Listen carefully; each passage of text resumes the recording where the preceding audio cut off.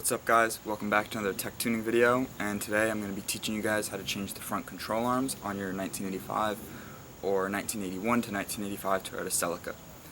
The process is pretty simple. The main things I'm going to be going over is going to be just removing everything and then putting it all back in. And I already greased the bushings on mine, so if you haven't done that on yours, you might want to look up a separate video, but it's pretty simple. You just have to use the Zerg fittings at the bottom of the ball joint to put grease in it. There's only a couple main things that are a little tricky about this that I would look out for. The main thing on that is going to be removing the piece at the bottom of the strut tube from the ball joint, and then also it's going to be lining up the control arm back in if you're not going to be messing with the tension arms, which in my case I'm not going to be removing the tension arms. I'll be taking it off of the control arm, but I won't be removing it and loosening it from the front of the car, just because I want to try and keep my alignment as close to the way it was before, so that when I put the new ones in, I can just take it and have them readjust everything at a shop separately. So those are the only main things I would look out for, but other than that, let's just jump right into the tutorial, and I'm going to be showing you guys how to do it on the driver's side of the car, as I already finished the passenger just to get myself familiar with it.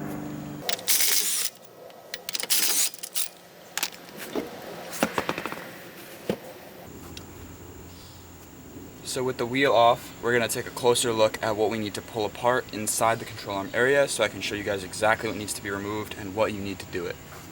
So coming inside the wheel well, you will see that there's going to be one main bolt which actually holds the control arm to the front subframe assembly, and that bolt is going to be a 19mm. There is a nut and a little brace on the back of it that are going to come off that you'll need to save to put back on, and those are two separate pieces. You're also going to have your sway bar end links here, which is a 12mm nut and a 12mm bar down here, which you will need a wrench to hold this still while you take the nut off of the threaded part. And then underneath it, you will see you have the two bolts which hold the tension arm on, which goes all the way to the front. Those are going to be 14mm, which you'll have to remove those as well to take the tension arm off. And then very far underneath, you will see the strut bolts. There's one there, and then on the other side there will be another one there, which is a 17mm a piece. Those will have to come off to remove the actual strut from the control arm connecting piece. And then you just have your tie rod, which I believe this one is a 19mm if I'm not mistaken. And with all of that removed, you should be able to loosen the entire assembly and remove the control arm from the car.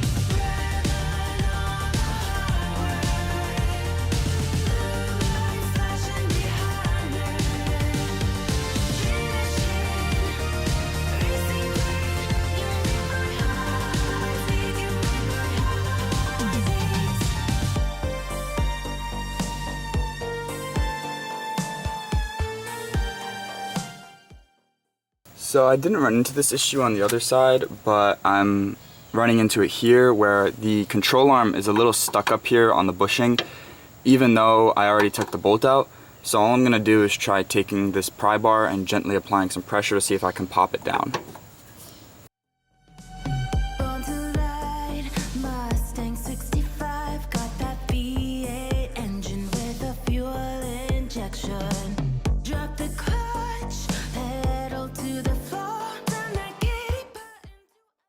Okay, so I'm sure as you guys saw, I had a little bit of difficulty getting this side out actually.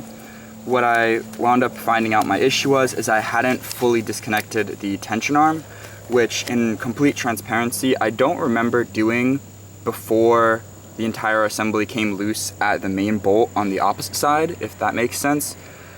I didn't really go by any particular order of operations when I did it the first time, nor did I the second time. But the one recommendation I can make is definitely removing your tie rod first, because then you can move the entire assembly left and right freely without the steering locking on you. But I guess it would be important to note then that you should also not only just remove the tie rod first, but remove the tension arm as you can. All you really have to do that is loosen this bolt here at the subframe, remove this, and then if you pry down, once you've taken the nuts off of the tension rod control, you should be able to just pop it up with a pry bar. But this brings us to our next step, where you can see I have my new assembly and I also do have new sway bar end links. And we need to take off this strut connecting piece right here and transfer that onto our new control arm. The way I went about doing this the first time was obviously just removing the cotter pin and castle nut and treating it the same way I treat a tie rod, where I would flip the castle nut and I would use a hammer to gently hit the back of it to knock it free from the ball joint on the control arm. So let's get that done so we can put this onto the new one and start putting it back together. The castle nut holding this on to our old ball joint is going to be a 22mm socket. Okay, so after about 5 to 10 minutes of spraying this with WD-40, letting it soak in, and using the hammer to tap right on the center of this, it has come free. And I'm not afraid to admit that the first time I did this, it took me forever to figure it out.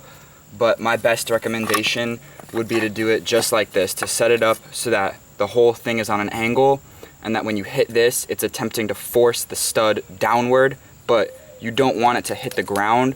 You want that space in between the bottom of the ball joint and the ground so that it has room to fall through. Otherwise, if you're trying to hit it, it's just going to go through to the ground and you're not going to get anywhere. So let's take off this now, and our piece comes loose. I'm just going to take a minute to clean it up, and then all we're going to do is reassemble it the same way onto our new control arm here, where I've already greased the ball joint at the end of it, like I said. So I just took a little bit of cleaner just so I could clean up the surfaces and everything so everything would seat nicely. And I actually had a question that I encountered the first time I was doing this on the passenger side that I was interested to see if any of you guys knew, because I hadn't seen anything about it. But if any of you know what this piece is right here, it seems like some sort of adjustment. It'd be interesting if you could let me know in the comments.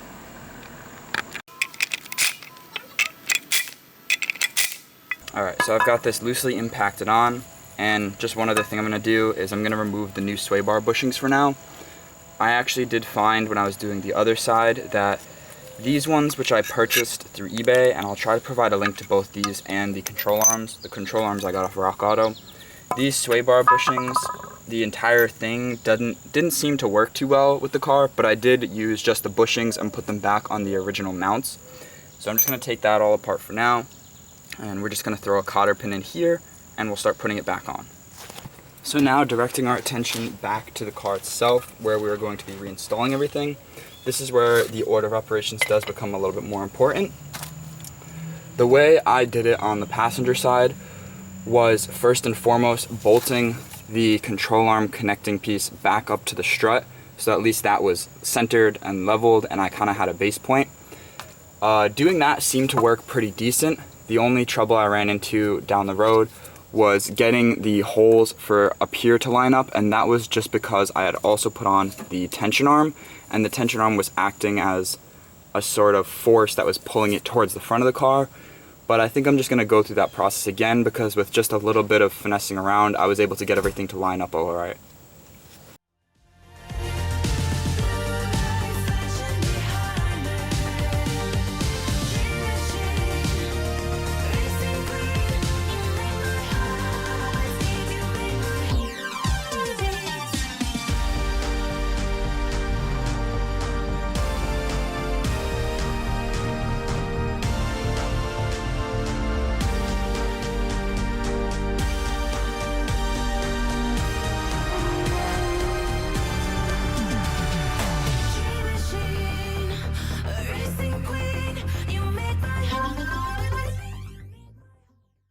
Alright, so I ran into a really big issue with my car that was unique to my car, but I'll briefly explain it to you guys, just because when I ran into the issue, I had the cameras off because I spent the rest of the day just trying to figure out what it was. But basically, underneath my car, if you see right here, the slot on the frame where the control arm would go in, mine was bent in, it was pinched. You can sort of see here where I used some vice grips to pinch it and pull it back out, but because it was pinched shut, I couldn't get the control arm to slot in at first, so I spent a long time trying to figure out what that was. Once I finally figured it out, thanks to the help of Chris, we were able to get the arm back in, and I've actually driven it for a few days now, but I wanted to come back and make the rest of this video so I could give you guys a little bit more information.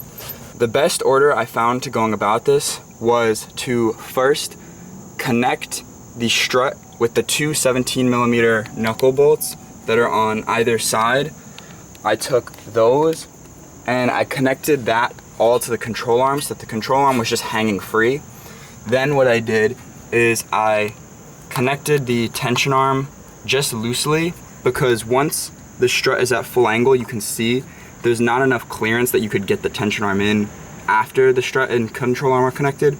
So I loosely put that in, and then I lined up the control arm with the bracket on the subframe. When I did that, I was able to connect the subframe bolt and nut in, and then I tightened down the tension arm more. And then after all that was said and done, the next thing that I did was, as I told you guys, I had new sway bar bushings. I disconnected the sway bar on the opposite side, and this is where you'll need a second person, because I had me and Chris both push the links into position and then dropped the sway bar on top and then secured everything there. Because the bushings here have them at a bit of an angle. You can see again from this point here that they sit on an angle compared to the control arm. So we were able to sort of bend them inward against the resistance of the bushings and then drop the sway bar on top of it. And everything then has been all put back together. The car definitely drives substantially better. There's a lot more response and a lot more comfort in the front end. Going over potholes and stuff isn't as bad. But yeah, that was definitely a pain trying to figure out what was going on with my car, but thankfully it is all resolved now. So yeah. Alrighty guys, so that's gonna about wrap up doing the control arms. The reason that driver's side arm was so difficult one last time was just because whoever had owned the car before me had hit something at some point, and whatever they hit underneath the car, and it pinched that subframe slot for where it goes in closed. So when I got the old one out, by forcing it out, I couldn't get the new one in because the gap was still too narrow. So it was just an odd one-off situation that was unique to my car. If you do this with your car, you shouldn't have any problem experiencing that unless you've had a similar problem. But yeah, I hope you guys were able to get something out of the video. I'm going to be keeping those original arms because down the road I'd like to install polyurethane bushings in them and then swap them back in at some point. So stick around to see that. And I've never promoted it before, but if any of you guys are interested, I do have an Instagram that I always link down below for the car page. It's the same as the YouTube, and I usually just post some cool pictures of the car there that I have done from a friend of mine. And yeah, I just figured I'd let you guys know about that as well. So yeah, thank you guys as always for watching, and I'll see you in the next video.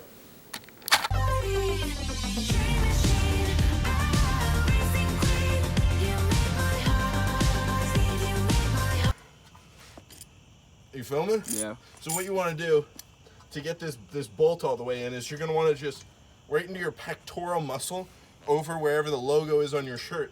You're going to get in here right against the rotor. You're just going to jack your body in, and then in a sharp twisting motion you're just going to force it upwards, and that should give you just enough room to send her through with the Milwaukee. And then after that you can make your appointment at the chiropractor.